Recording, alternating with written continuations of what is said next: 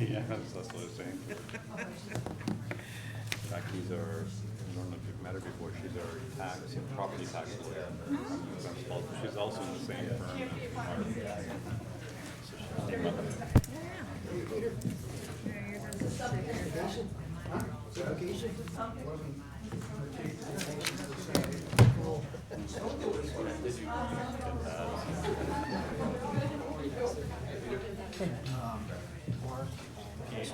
Meeting, so if one or two of you don't mind, if I could take a chair. They can take my chair. I'm totally fine with that. Here we go.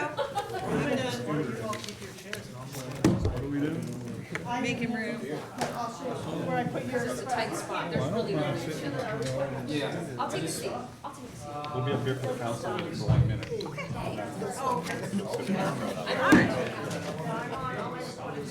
They're really. Elizabeth, we're gonna do our special meeting real quick. What's that? You have to be up here for just 1 minute, and then we can disperse. Yeah, we have our special meeting first. Special meeting first.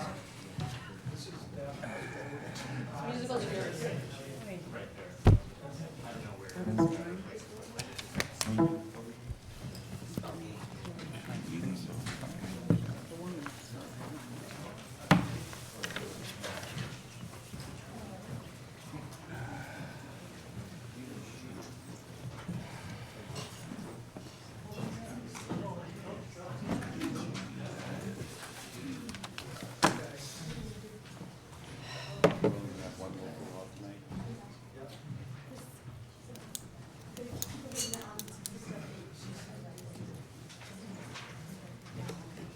You might want to take it out now. So let's begin our special meeting, very brief special meeting tonight. The Common Council will begin with the Pledge of Allegiance, please. Pledge of Allegiance. To the flag of the United States of America and to the republic for which it stands, one nation, under God, indivisible, with liberty and justice for all. Roll call, please. Mayor Reed. Present. Councilor Armstrong. Here. Councilor Kelly. Here. Councilor Gibbs. Here. Councilor Insel. Here. Councilor McFarland. Councilor Moore. Here.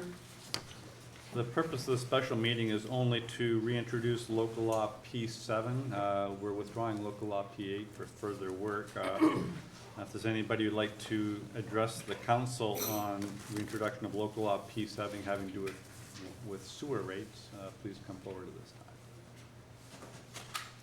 I suspect that you're not here for that one. So. Seeing none, do we have just all I need to do is set a hearing date for Thursday, December 19th at 5 p.m. And with that, do I have a motion to adjourn? So moved. Councilor Ennis, second by Councilor Armstrong. Roll call. Councilor Armstrong. Yes. Councilor Kelly. Yes. Councilor Gibbs. Yes. Councilor Insel. Here, yes. Councilor Moore. Been one of those days already. Oh, yes. So from here on in, we're going to be turning this over for a public hearing that's been announced to consider the generic EIS.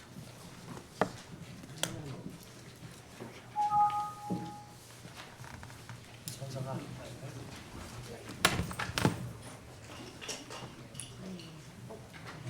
Andrew's not here, so. Yeah, you're good.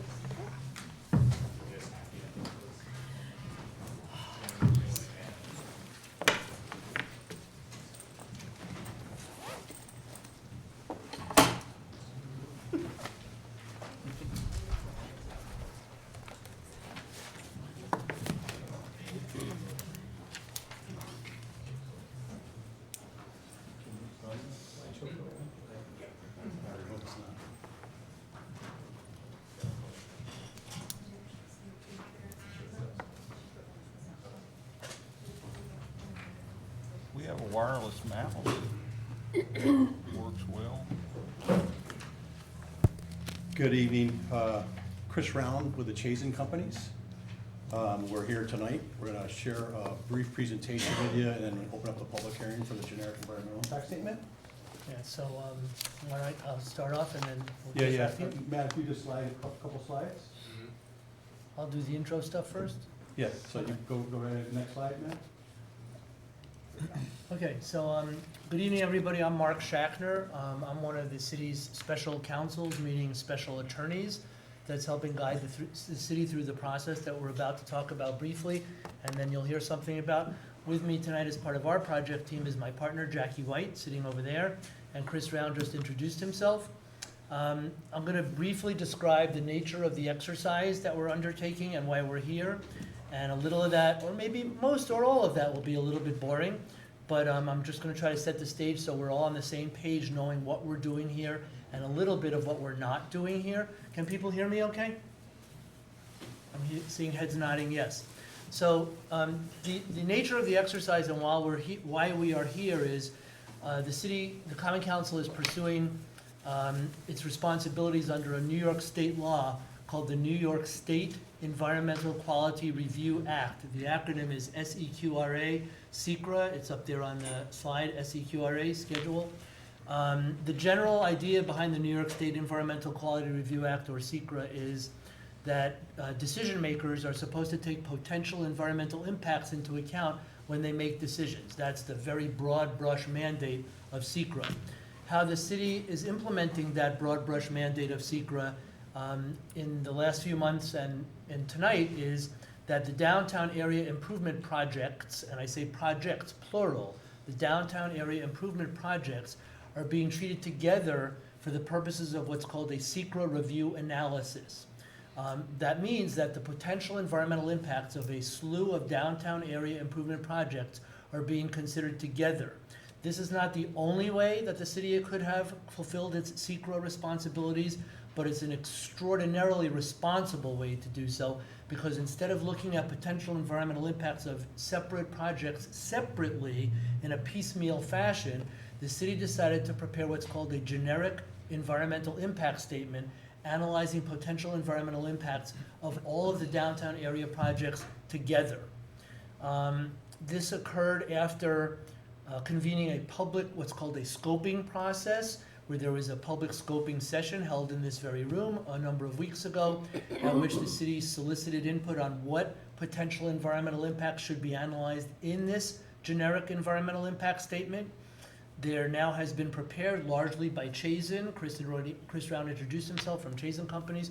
There has now been prepared a draft generic environmental impact statement analyzing potential environmental impacts of these downtown area improvement projects.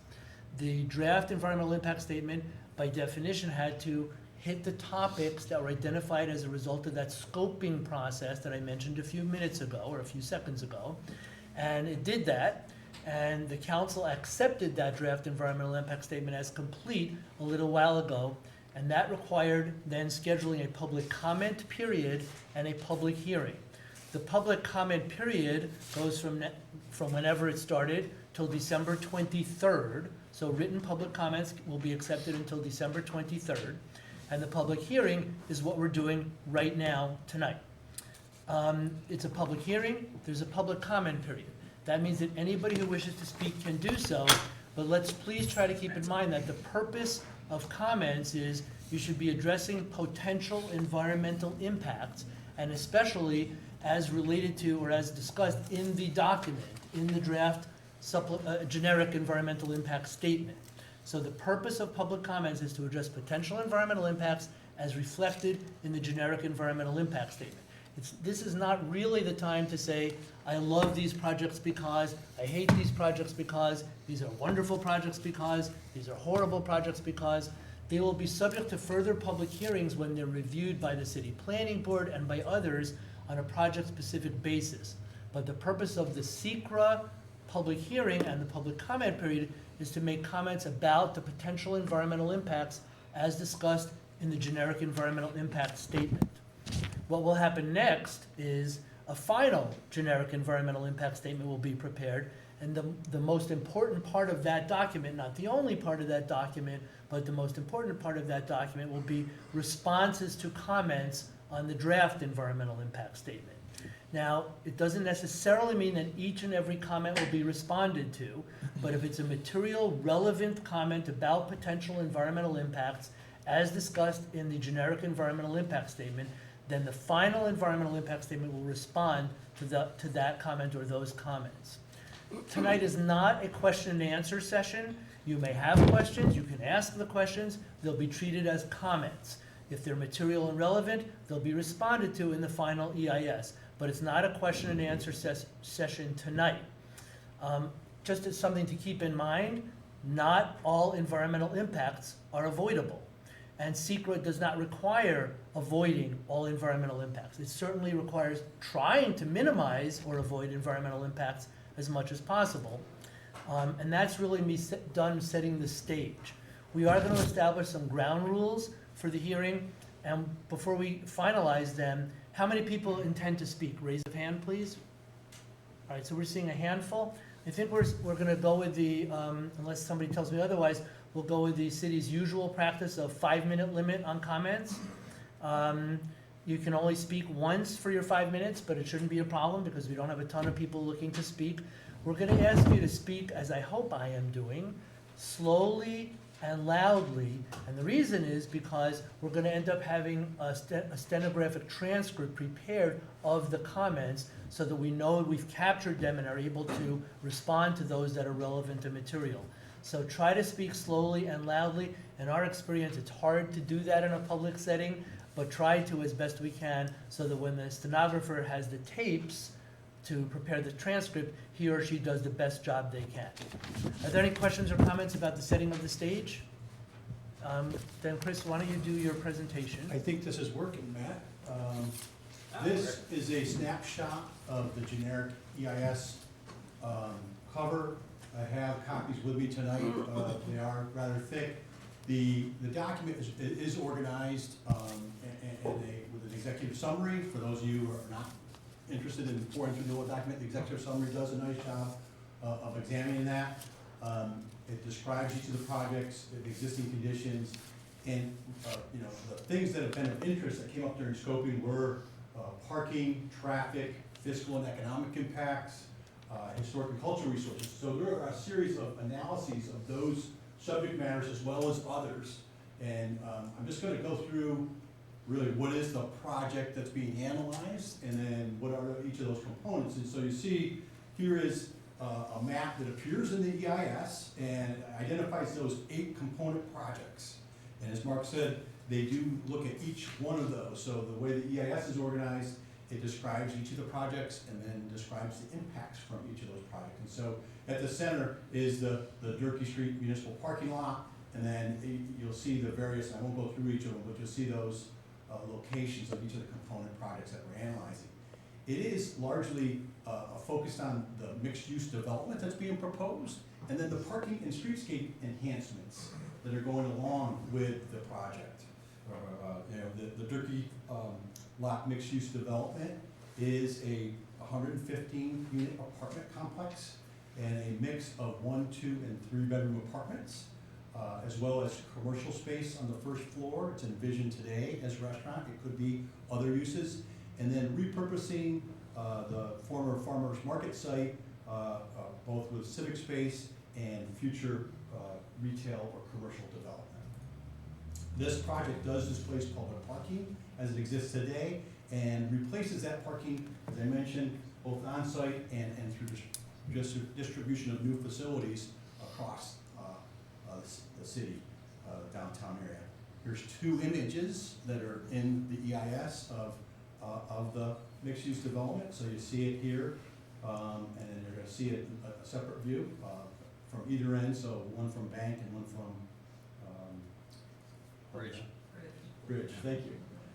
The next component is the Saranac River Walk, and that river walk is basically a replacement and improvement of the existing trail that exists along the Saranac, a much more robust, much more aesthetically pleasing project component.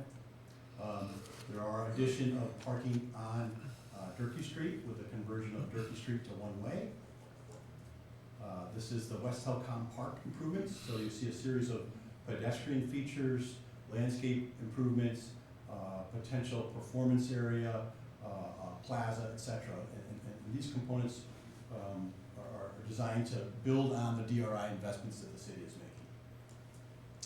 Next is the establishment of a parking lot at the former Glens Falls National Bank building, and as well as abandonment of Division Street that exists there, expansion and improvement of the Broad Street municipal parking lot, relocation, as we mentioned, of the farmer's market. That's been a separate conversation focused on that.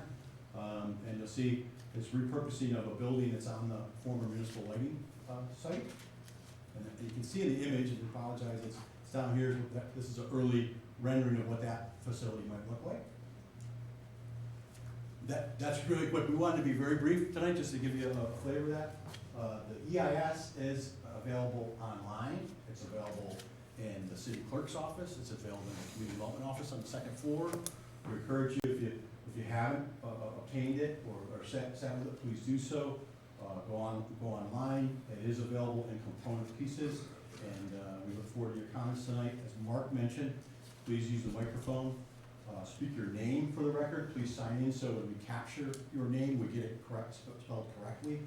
If you're not in a position to speak tonight and you do have comments, those comments are to be directed back to the mayor's office, and they will be accepted through 23rd, which is a Monday before the holiday. And I'll leave it at that. So it doesn't matter what order, anybody who wishes to speak, step up, state who you are, and speak away. I'll start. Sign. Yes.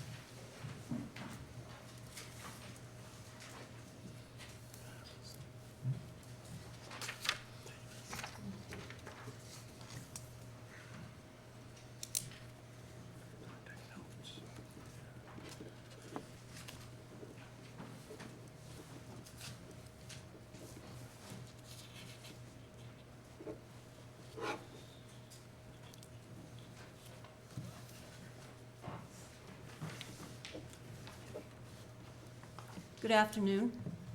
My name is Laura Pal Kovac, and I live with my husband Tim in a home that we own in Plattsburgh. And I would like to give my opinion on two areas of the draft generic environmental impact statement. First, I would like to voice my support for the Farmers and Crafters Market located in the Durkee Street lot, hereafter referred to as DSL, and my opposition to its forced removal to the sewage treatment plant lot. I find the idea of having a market that sells fresh produce and other food located there repugnant and repulsive. I wouldn't buy food at that location, and I doubt there are many who would. A farmer's market is more than a store. It is a meeting place, a place for the local community to gather, to talk, to exchange news and ideas and opinions, and to honor the people who grow food, bake food, and in so many ways use the work of their hands to make their living and enrich the lives of their friends, neighbors, and visitors to the city of Plattsburgh. To relocate the Farmers and Crafters Market to an area where raw sewage is being processed is an insult to all of us. I know the city has said that the area will be cleaned up. There will be odor abatement, and hopefully, there will be some sort of screening to avoid visual pollution. That being said, I suggest the city lead by example. Here's how you do it. Clear out all the offices on this floor of City Hall. Move down to the sewage treatment plant and conduct city business there. Let the Farmers and Crafters Market set up shop here. It's a nice location, and I'm sure they'll prosper. Second, if the Prime LLC plan is adopted, the city will sell DSL to Prime for $1, and the city, that is the homeowners and businesses, will pay the taxes on the property for the next 20 years. Prime will then build a structure that will directly benefit perhaps 250 people, the tenants, at the cost of higher taxes for the rest of us. This is a plan that does not provide an incentive for people, except possibly the Prime apartment dwellers or businesses, to move into Plattsburgh. On the contrary, it may well cause homeowners and business to move out. Now, I want to address the price tag the city has put on the DSL. $1 for Prime LLC to buy the lot, tear it up, build an apartment building, and destroy the parking spaces and the farmers market pavilion. $1. Well, I can make you a better deal. Here's $2. Sell the DSL to me with the provision that everything stays as it is. No apartment, farmers market stays, city continues to provide maintenance, and the local businesses support costs as part of the special assessment district. You may think my comments are frivolous. You may think they're insulting. But I would just like to finish by saying that if the Prime LLC is what you really want, if it must be that or nothing, then personally, I would prefer you give the grant money back and leave things as they are, rather than force us to bear the long-term cost of such an expensive, risky endeavor that may profit a few and ultimately burden the rest of us to pay for an edifice from which the vast majority of citizens will gain little daily benefit. Thank you.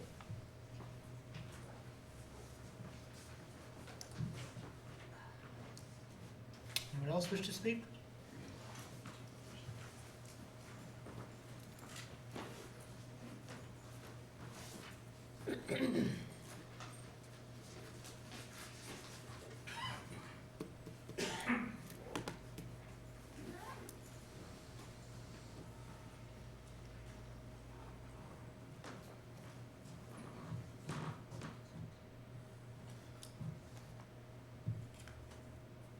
I'm Pal Kovac. I live with Laura in town.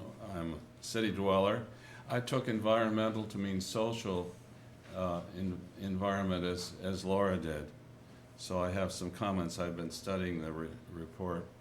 The document in the report shows the proposed Durkee lot mixed-use development will have potentially devastating impact on the economic and social life of the city. Page 24 quotes from the awards booklet that the award, quote, may include approximately 45 residential units. I take this statement to mean that the apartment building is not required at all to fulfill the requirements of this grant. Page 18 states that all of the Durkee Street lot will be owned by the Prime LLC. Of the 86-space surface parking lot proposed to remain in the south end of the lot, only 50 spaces will be available for public parking. The Prime LLC will purchase all of the DSL, turning the new public space into an exclusively private space.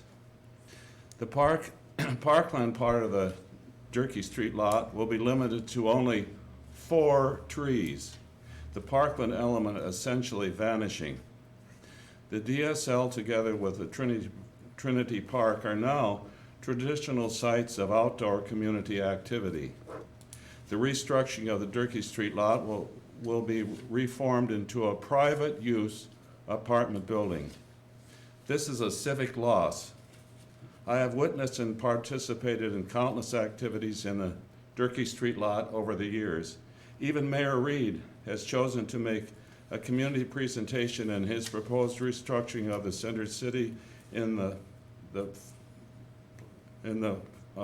parking pavilion, the Plattsburgh Farmers Market Pavilion. The land use map on page 17, which you just saw behind us here, graphically shows the remote location of the proposed Farmers and Crafters Market. This alone shows the undesirable proposed location of the Farmers and Crafters Market.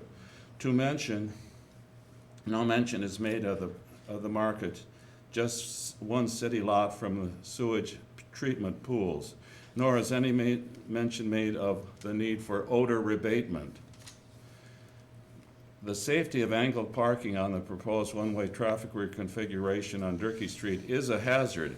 It limits traffic on the street, and service trucks will block oncoming traffic when unloaded. Angled parking on a narrow one-way street creates a hazard, reversing cars backing into oncoming traffic. The report does not directly address the demographics of proposed tenants.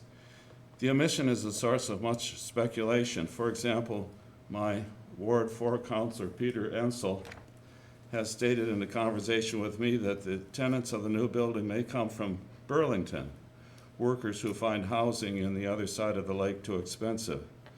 This speculation is that the prime LLC units will bring new wealth to the city based on tenant projections. This is speculation. Table 52 estimates that $1.33 million per year will be spent in the city by the new tenants of the city of Plattsburgh. The graph fails to mention that goods and services are not located in the city but in the town of the Plattsburgh. For example, the city does not have a department store, a clothing store, or a movie theater. Furthermore, none of the services mentioned, except for the North Country Food Co-op, exists in downtown Plattsburgh. No reference is made to current thinking in strong towns. The book proposes a guiding principle that small projects are better than large ones because the risk of failure is smaller in a smaller project and not as potentially devastating. If a large building fails to attract tenants that can afford the rental fees, the city will suffer the consequences. Table 5 shows that the demolition and reconstruction of the Durkee Street lot will take 18 months, from June 2020 to December 2021. During the time, access to the downtown will be severely limited because of the loss of the Durkee Street lot parking spaces. The Durkee Street lot now contains sufficient spaces for parking without further building. Why not leave the Durkee Street lot essentially as it is? Excuse me for interrupting, you're just at your 5 minutes, are you close somewhere near? This much. Go right ahead. An urgent issue is the proposed demolition of the Glens Falls National Bank and replacing it with a parking lot. Table 5 indicates that the demolition is scheduled to begin in January 2020. The report ironically states no mention of the environmental impact of the demolition of the building. How much will it cost to take away the material from the demolished bank building, and where will it be dumped?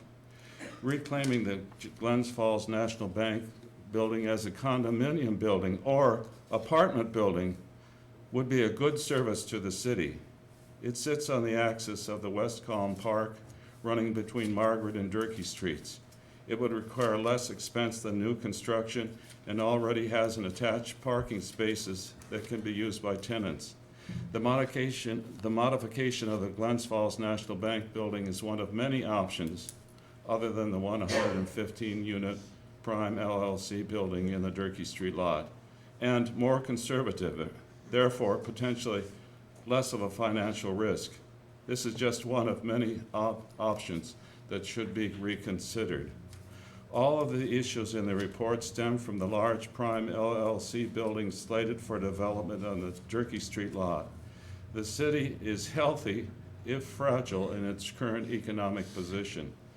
The proposed 5-story, 200,000 square foot prime LLC building on the Durkee Street lot will harm the city. Would you be able to give us a copy of that, perhaps? Yes, it's all sort of messed up, sure. Well, it could be a prettier one, you can submit it, if you like, it would help the stenographer, Oh, sure. that's all. Anybody else wish to speak? Okay, if no one else wishes to speak, then we can close.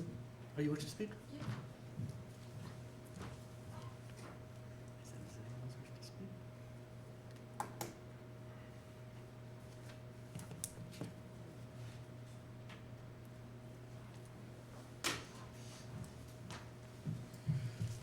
I'm leaving my offer on the table. You're leaving your offer on the table.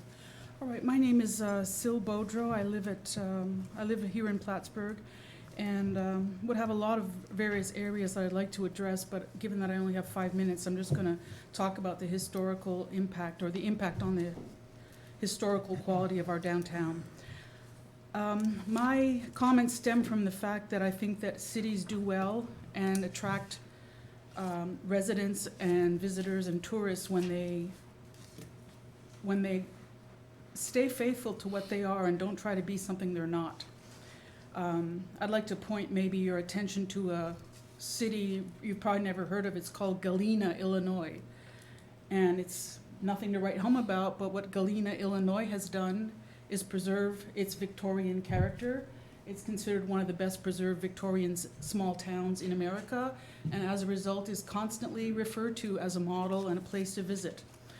And my concern with the DGEIS statement, the one that regards the historical quality of the area, is that the statement sort of on page 184, or from page 179 to page 184, the report makes it sound like this development is very much in keeping with the feeling and the scale of the downtown area.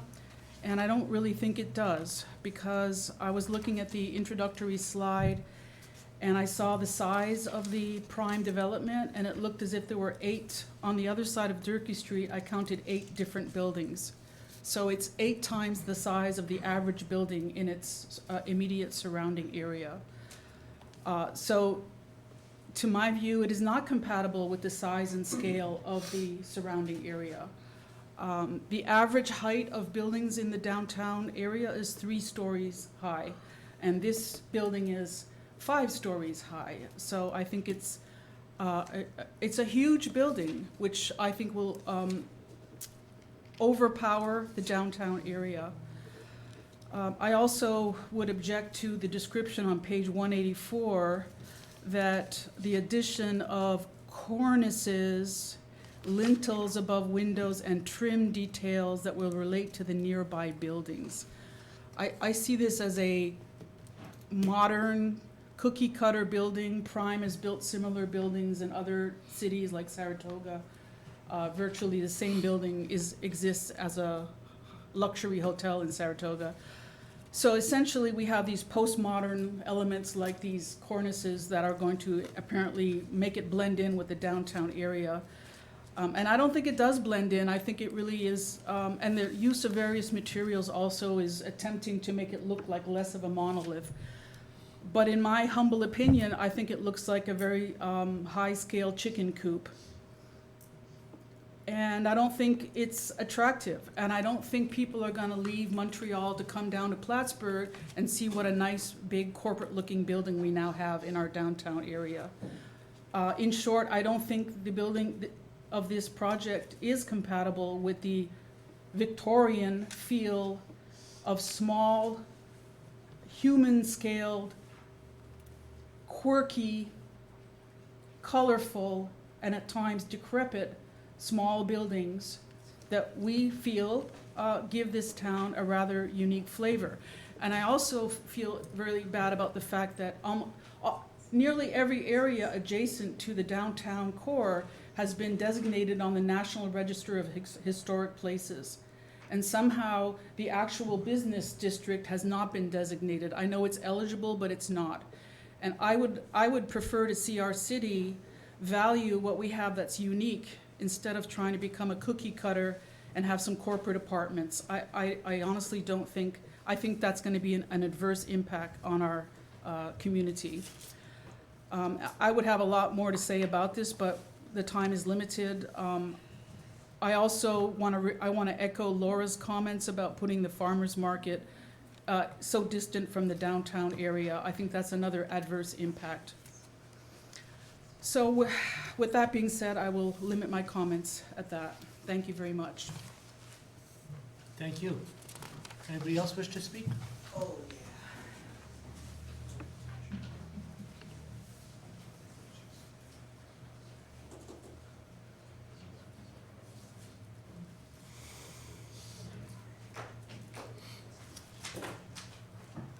My name is Julie Bond. I am the manager of the Farmers and Crafters Market that everyone is pointing out here.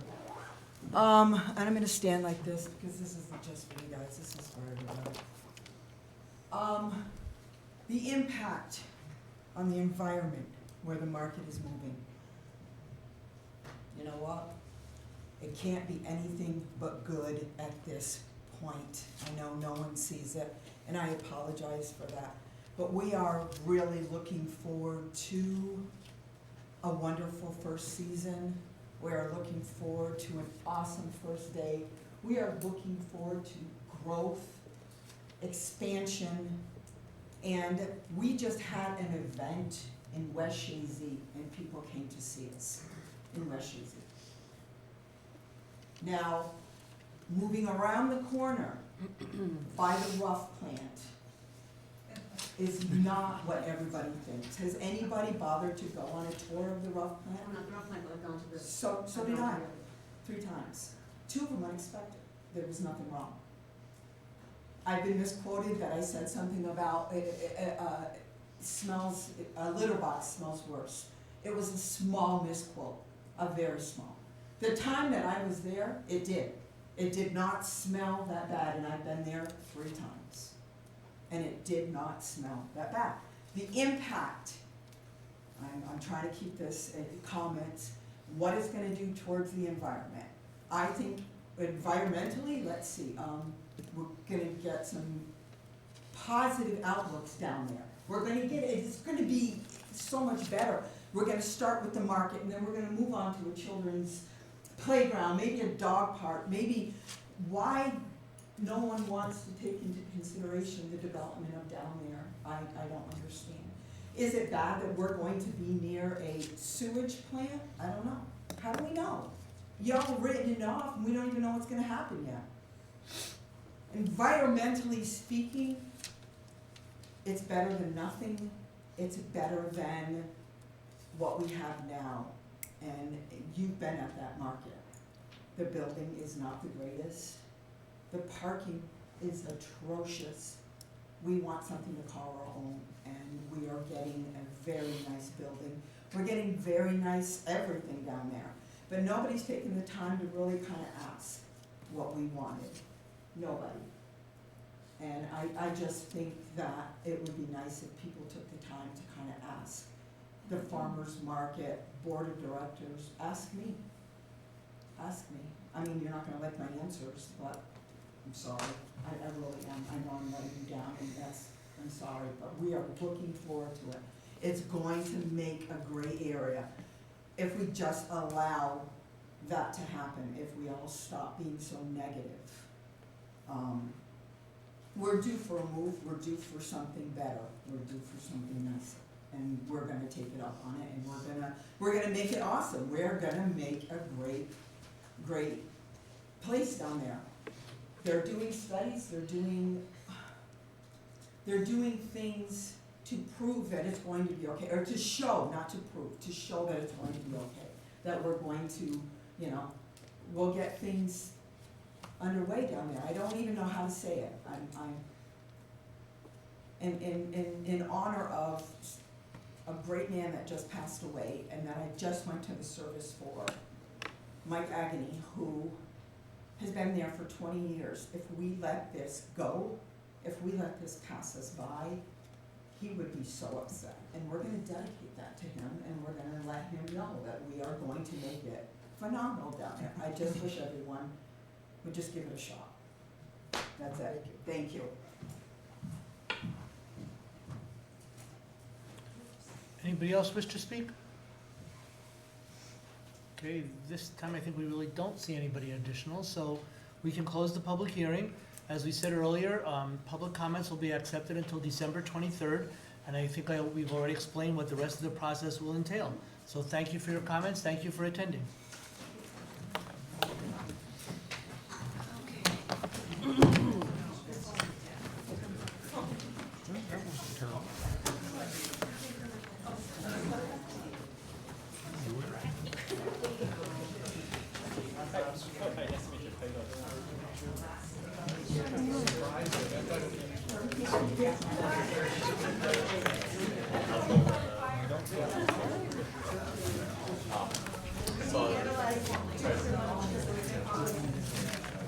Yeah. I wondered about that.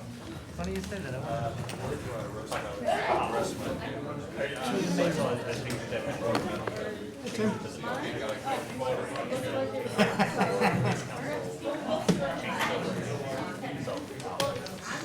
Keep looking at my watch to see what time it is, but my watch has been there for hours. smartwatch is what? Done. It's a smartwatch, you have to plug it in every night, but I usually don't. Half the time I have it at Counsel.